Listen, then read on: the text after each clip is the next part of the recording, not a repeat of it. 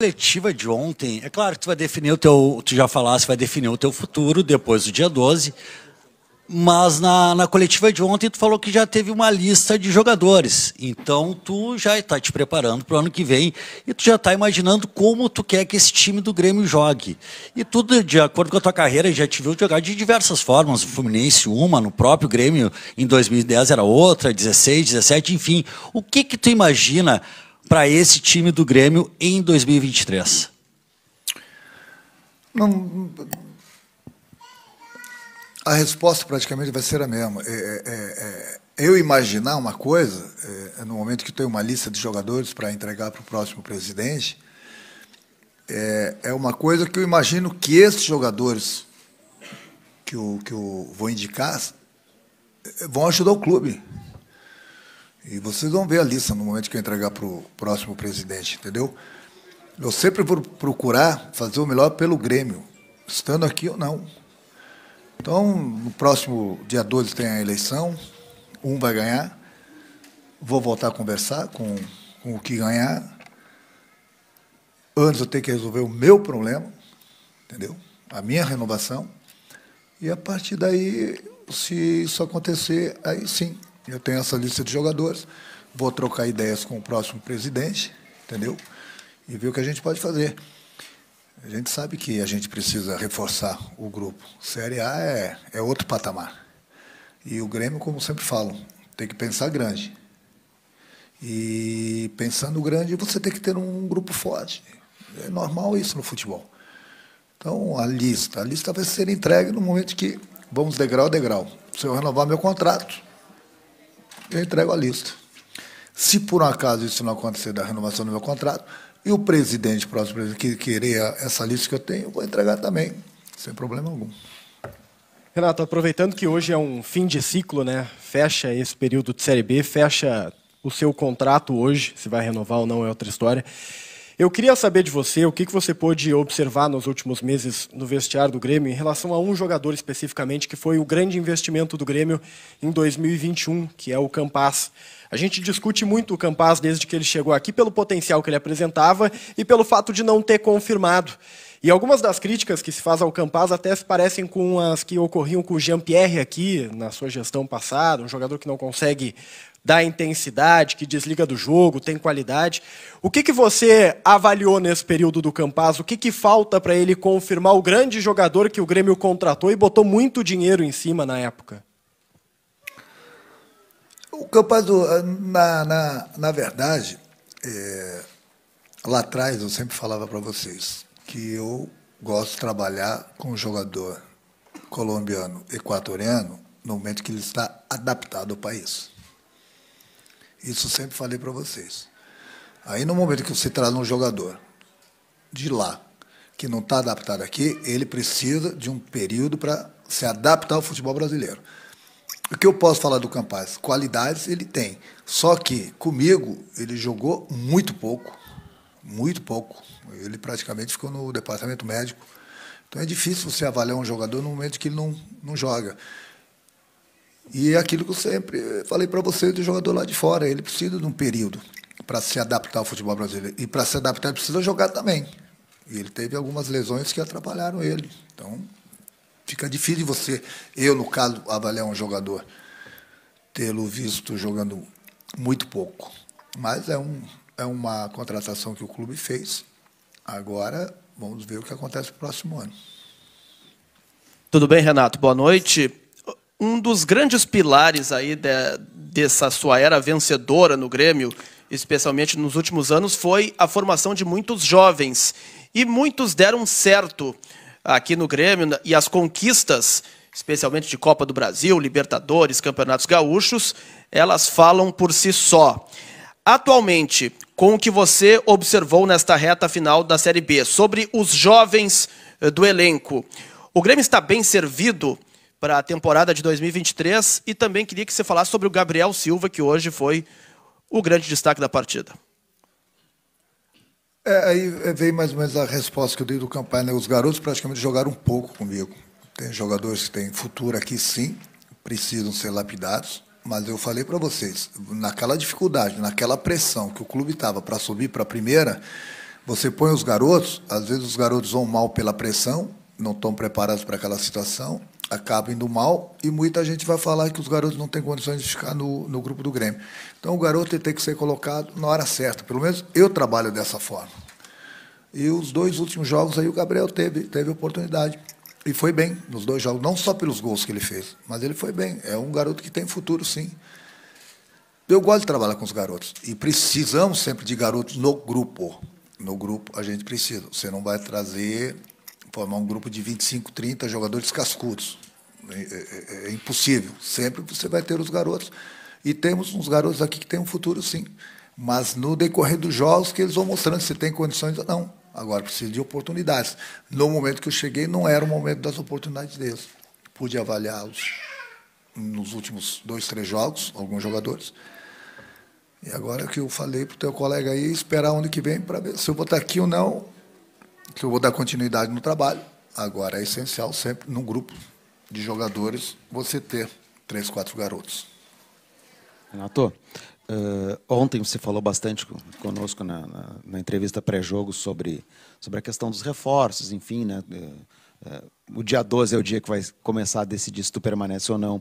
E há pouco tu citaste também que a lista, de repente, se o próximo presidente quiser, independente da tua permanência ou não, você pode apresentar.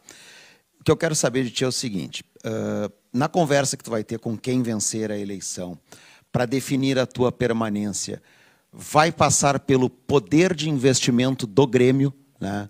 Do grupo que o Grêmio poderá te oferecer, a qualidade que o Grêmio poderá te oferecer, ou isso independe para a tua permanência? Eu acho que uma coisa leva a outra, né? Mas é o que eu falei. O torcedor do Grêmio, no último ano, ele sofreu bastante. O torcedor do Grêmio ele se acostumou a ganhar. E para ganhar, para você disputar títulos, você precisa de um grupo forte. Será que tem alguém aqui que vai me falar o Grêmio não precisa de reforços? Bom, esse cara deve ser mágico, entendeu? O Grêmio precisa de reforços. O próximo presidente tem que entender que, seja o Guerra, seja o Dorico, tem que pensar grande, porque o torcedor do Grêmio pensa grande. Eu não estou falando que o próximo presidente do Grêmio, eu estando aqui ou não, tem que fazer loucuras. Não são loucuras, mas trazer jogadores para fortalecer o grupo, até porque as loucuras estão lá na Europa. E é difícil você trazer um jogador da Europa ganhando o que se ganha lá fora. Agora, quando eu falo em fortalecer o grupo, é trazer jogadores que estão acostumados a ganhar também, jogadores que, por onde passam, têm se dado bem. Até porque nós temos, como eu falei, alguns jogadores jovens aqui, e a gente sabe, não vamos nos enganar. O grupo do Grêmio precisa de reforço. Antes mesmo de eu chegar, eu via tanta coisa de vocês da imprensa, o grupo do Grêmio é fraco, o grupo do Grêmio é isso, o grupo do Grêmio é aquilo. Temos bons jogadores aqui, sim. Temos bons jogadores. Agora, é óbvio que alguns precisam sair para alguns chegarem.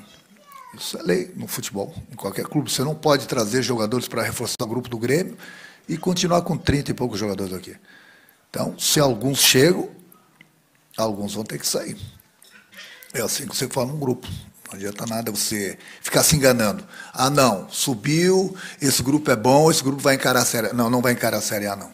Lá é outro patamar. É outro patamar.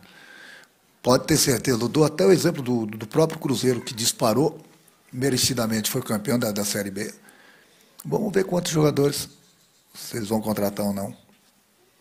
Então, a gente sabe, a gente precisa reforçar o grupo. Não vamos nos enganar. Eu estando aqui ou não, se o próximo presidente do Grêmio pensar grande, ele sabe que precisa de reforço. Senão vai sofrer. Eu falei que nós íamos sofrer nos últimos 2 meses aqui, mas iria subir. Agora, se pensar pequeno, vai sofrer o ano todo. Aí é pior. Renato, boa noite. Você já falou, deixou claro, né, o Grêmio vai se reforçar, precisa de reforços. Não foi você que montou esse grupo, foi muito pouco tempo que você trabalhou com esses jogadores. Mas vamos na outra linha. O que você viu de bom nesse pouco tempo que você ficou no vestiário do Grêmio esse ano com os jogadores que você trabalhou? Quando eu cheguei, eu não gostei do ambiente que eu encontrei, mas aos poucos foi melhorando.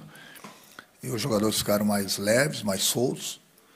Eu gostaria de ter dado mais oportunidade para os garotos, Temos garotos aqui que temos qualidade, é necessário dar mais oportunidade para eles. Gostaria, mas é o que eu falei. Não adianta você querer dar oportunidade para os garotos na hora errada, você acaba queimando.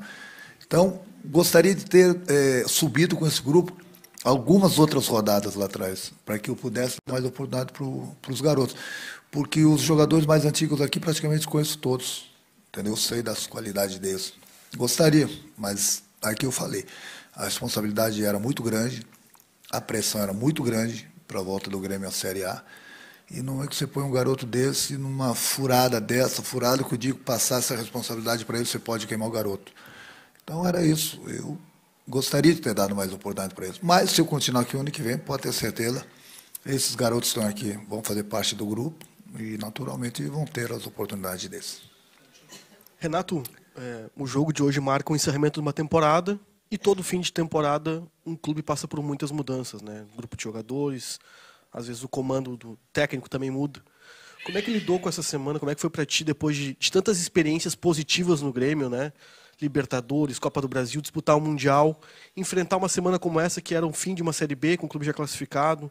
Como é que foi para ti passar por essa emoção diferente depois de um ano tão difícil para o Grêmio e com o teu retorno? Foi a semana mais tranquila que eu tive. Nós voltamos da Série A.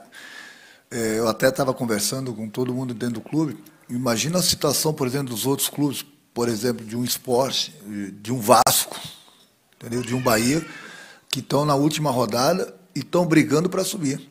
O Grêmio, querendo ou não, subiu com 2 rodadas de antecedência, então o estresse praticamente saiu. Tivemos uma semana mais leve, em todos os sentidos, entendeu?